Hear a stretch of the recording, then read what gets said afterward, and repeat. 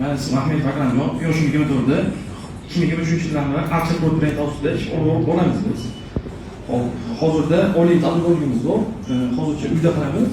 100 ta ishimiz bor qo'limizda. Sizdan bir iltimos qildim. Xo'p, hozir bizga joy keladi. Namangan avtobus gavjum joydan.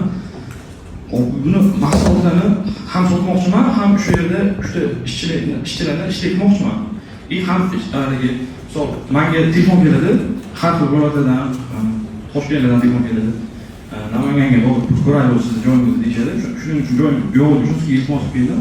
Agar ahvol gavjum joydan bo'lsa, shu mahsulotlarni hozir Namanganda 100 tadan ortiq magazinimiz borda, Namangan viloyati, Namangan shahrida hamma do'konlarga tarqatamiz. Ishlab chiqargan suratlar hammasi joyida. Ta'minot bahosi yaxshi. Shunga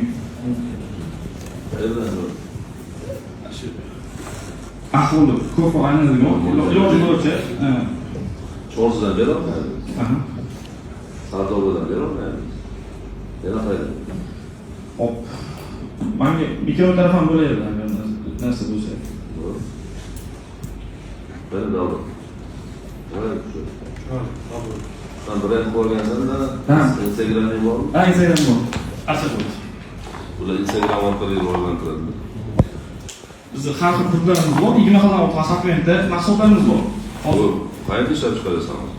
Bunisi hozirda tayyor Samarqanddan pul keladi bizga. Biz qadrlaymiz uyimizda. Buni qayerda? Uyimiz Chaldiramizda, Sharsharak ko'cha metroga. O'shanda. İnsanın hava kirişini nima qilib Ha, shu qo'ydi, havo kirib, quruq, yana haliga qatqalashadi, zo'r bo'ladi.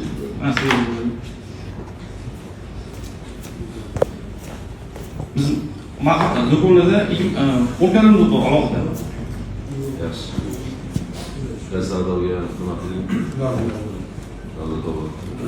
O'zi aslida men nima mo'ljallardim? Birinchi, Asonatlarda asalchilar mahallasida to'g'rilar. Bitta shunaqa qilib bersa, orqasida ishlab chiqarish, oldida sotish qilib.